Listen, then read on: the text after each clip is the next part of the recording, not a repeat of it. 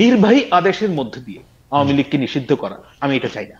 ওকে, আর খুব কাঠামোবদ্ধ আলোচনা করতে পারি নাই, এটার একটা ব্যর্থতা স্বীকার করে নিয়ে বলতেছি খুব দ্রুত যদি একটু বলা যায় যে আপনি দেখবেন যে আমাদের সংবিধানে থাকা রাষ্ট্রের 4টা মূলনীতি আছে, জাতীয়তাবাদ, গণতন্ত্র, সমাজতন্ত্র, ধর্মনিরপেক্ষতা, এগুলিকে মুজিববাদের উপকরণ হিসাবে আখ্যা দিচ্ছে বৈষম্য বিরোধী ছাত্র আন্দোলনের নেতৃবৃন্দ। তারা এগুলিকে সংস্কারের আওতায় আনতে চায়।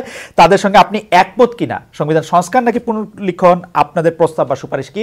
রহিম ভাই, আপনার কাছে এটা শুনে আমি আবার ফাহামকেও এটা শুনতে চাই। হ্যাঁ, এটা বলার আগে যে প্রশ্ন করে গেছেন এক কথায় উত্তর দেই। মানে এটা হচ্ছে কি, আমরা বলেছি যে ধর্মে যে কথাগুলো আছে তাদের আমাদের সাথে কোনো সাংঘর্ষিক না, কিন্তু আপনি দেখেন এইটা হচ্ছে ডিপেন্ড করে কোন ইকোনমিক পলিসি আমরা চালাচ্ছি। আপনি আপনার আলোচনায় বললেন যে মুসলিম দেশগুলো তারা কোন ধরনের কি বলে যে অর্থনীতি তারা করছে, তারা ব্যক্তিগত অর্থনীতিটাই প্রধান, সামষ্টিক অর্থনীতি তারা ফলো করে না।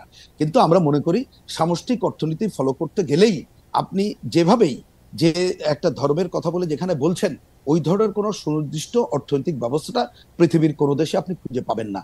সেক্ষেত্রে এক একটা দেশের বাস্তবতা অনুযায়ী তার মালিকানার গুলো বিবেচনা করে একটা সামষ্টিক অর্থনীতির ধারায় যেতে হবে, এইটাই হচ্ছে আমাদের কথা। সুতরাং সেই জন্যই আমরা সোশ্যালিজমের এই ধারাকে ফলো করি। এবার আপনি দ্বিতীয় যেটা বলেছেন, এই কথা আমাদের সুস্পষ্ট বক্তব্য। প্রথম কথা, আমাদের দেশের সংবিধান, এটা মনে রাখা দরকার, মুক্তিযুদ্ধের মধ্য দিয়ে অর্জিত। এবং আমি আপনাকে একটা তথ্য বলতে চাই যে আমি চাইলে পরে পাঠিয়ে দেব, 1972 সালের 10ই অক্টোবর আমরা তৎকালীন 6 পাতা, আমি আজকে একটু রিভিজিট করছিলাম, আমরা কিন্তু তৎকালীন ওই সংবিধানের কি অসম্পূর্ণতা আছে দূর করা দরকার আমরা কিন্তু তখন বলেছিলাম, এবং বলেছিলাম যে এইগুলো আলাপ আলোচনা করা দরকার। তৎকালীন ছাত্র ইউনিয়ন এবং মহিলা পরিষদ আলাদাও তাদের বক্তব্য উত্থাপন করেছিল, সেটা সরকার মানে নাই। আমরা মনে করি তারপরে যেভাবে কাটাছেড়া হয়েছে এই সংবিধানের অসম্পূর্ণতা আছে, এবং অসম্পূর্ণতা দূর করে সংবিধানের সম্পূর্ণতা আনতে হবে। এইখানে পুনর্লিখনের নামে যেটা এটা প্রয়োজন নাই, এবং ঠিক রাখতে হবে। আমরা আমাদের আমার সংবিধান পাঠ আমি আপনাকে বলি, 1972 সালে বাংলাদেশে পৃথিবীর সর্বশ্রেষ্ঠ সংবিধান নেওয়া হলো, এবং এই 53 বছরে একবারও সেই সর্বশ্রেষ্ঠ সংবিধানের কোনো কিছুই অনুসরণ করা হলো না। 2 লাইনে এটা হচ্ছে আমার পাঠ।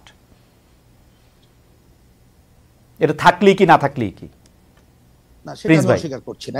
এটা নির্ভর করে কারা ক্ষমতায় আছে, তারা পরিচালনা করছে, এবং মানুষের চেতনার স্তর কি, তার উপরে নির্ভর করে এই দুইটা জিনিস আমরা মনে করি।